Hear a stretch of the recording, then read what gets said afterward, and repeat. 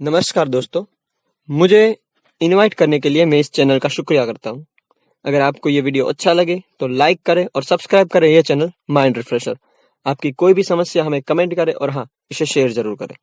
आज का मेरा विषय है बर्ड फ्लू 1918 यानी कि 1918, जिसे स्पेनिश फ्लू भी कहते हैं। मैं आपको इस वीडियो में उस समय के कुछ फोटोज भी दिखाऊंगा। आजकल हर जगह कोरोना की बातें चल रही है, विश्व थम सा गया है। WHO ने इसे महामारी घोषित कर दिया गया है। मैं ऐसी ही एक महामारी जो भूतकाल में हुई थी और जिसने विश्व युद्ध से भी ज्यादा लोगों का भोग लिया था, जिसे बर्ड फ्लू महामारी का नाम दिया गया था, उसके बारे में थोड़ी जानकारी दूंगा। ये बीमारी H1N1 वायरस से फैली थी। उस समय पर यानी कि 1918 में वायरस के बारे में ज्यादा जानकारी नहीं थी, इसलिए लोग उसे बैक्टीरिया की बीमारी मानते थे और इसी कारण से उसे रोकने के लिए क्या करें ये किसी को पता नहीं था। कोई भी टीकाकरण या दवाई मौजूद नहीं थी। विश्व युद्ध चल रहा था, इसलिए सेना का जोश बढ़ाने के लिए लोग रैलियां भी करते थे, जिससे ये वायरस बहुत ही जल्दी बढ़ रहा था। सरकार भी सेना का जोश टूटने देना नहीं चाहती थी, इसीलिए विश्व युद्ध के दौरान किसी भी प्रकार की फ्लू की जानकारी पब्लिक को न्यूज़पेपर या किसी भी तरीके से नहीं दी जाती थी। शिकागो के हेल्थ डिपार्टमेंट ने यह सूचना जारी की थी कि लोग घर पर जाए तो पहले रुमाल से अपने आप को साफ करें और फिर जुलाब की 2 गोलियां खाए, क्योंकि उसे बैक्टीरिया से हुआ माना जाता था, इसलिए जुलाब से बैक्टीरिया निकल जाए ऐसा अनुमान रखते थे। 1918 में स्पेन में 80 लाख लोगों को संक्रमित हुए और महीने में 2 से 2,500 लोग मरने लगे।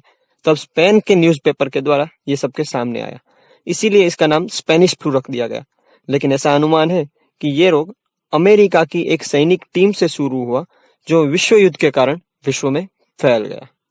वैसे मार्क हम्फ्री, जो कि न्यूफाउंडलैंड की मेमोरियल यूनिवर्सिटी के इतिहासकार है, उनके मत से ये रोग चाइना के 96,000 मजदूर के कारण यूरोप में फैला, मतलब कि इसकी शुरुआत चाइना में हुई। अगर 2.5 महीने की बात करें तो अमेरिका के 35,000 सैनिक युद्ध में मारे गए थे, जबकि उसी महीने में फ्लू से मरने वालों की संख्या 22,000 थी। अमेरिकन सरकार ने युद्ध पूरा होने के बाद सभी थिएटर बंद करवा दिए।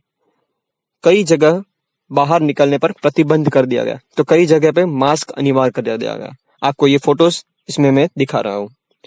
हॉस्पिटल्स में भी दर्दी बढ़ रहे थे और मृत्यु इतनी बढ़ गई थी कि वो लोग भाड़ूती लोग रखते थे जो बॉडी को कब्रिस्तान तक पहुंचाते थे।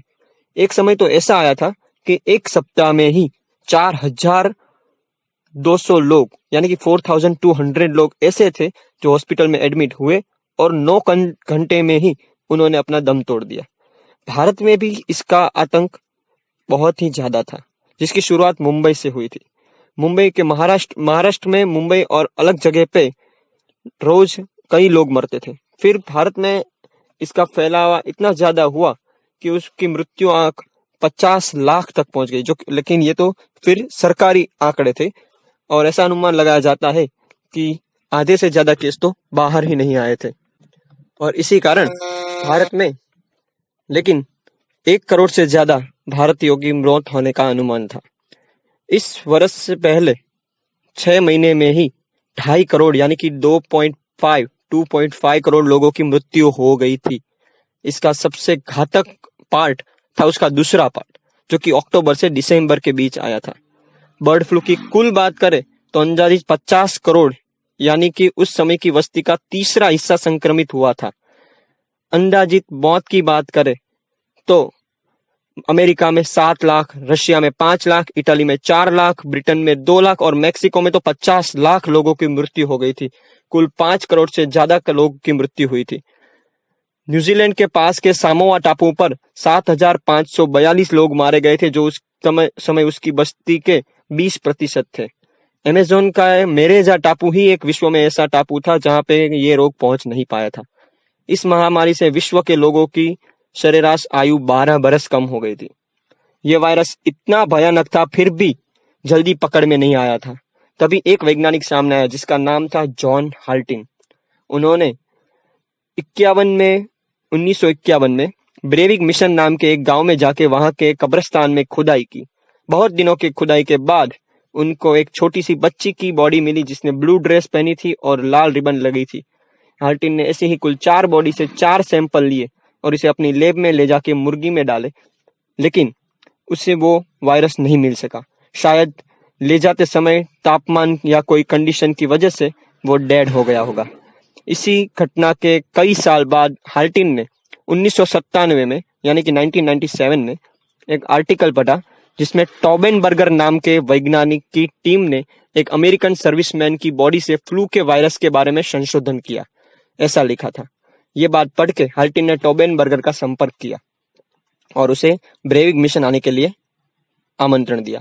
दोनों ने मिलकर वहां खुदाई की और 7 फीट की खुदाई के बाद उनको एक महिला की लाश मिली जिसे उन्होंने ल्यूसी नाम दिया, जिसका सैंपल रिसर्च के लिए ले गए और वहां से उसमें से वायरस के लक्षण बरामद हुए। इसके बाद 1967-1968 में ये फ्लू ने फिर से महामारी की, लेकिन उस समय हर बार 10-10 लाख लोगों की मौत हुई थी। लास्ट में 2009 में भी इसी वायरस की वजह से 3 लाख लोगों की मौत हुई थी। ये थी दुनिया के इतिहास में हलचल मचा देने वाले स्पेनिश फ्लू यानी कि बर्ड फ्लू की जानकारी। अगर आपको ये जानकारी अच्छी लगी हो तो ये चैनल जरूर सब्सक्राइब करें और इसी वीडियो को लाइक करें, शेयर करें और हाँ, आपकी राय हमें कमेंट करें। शुक्रिया।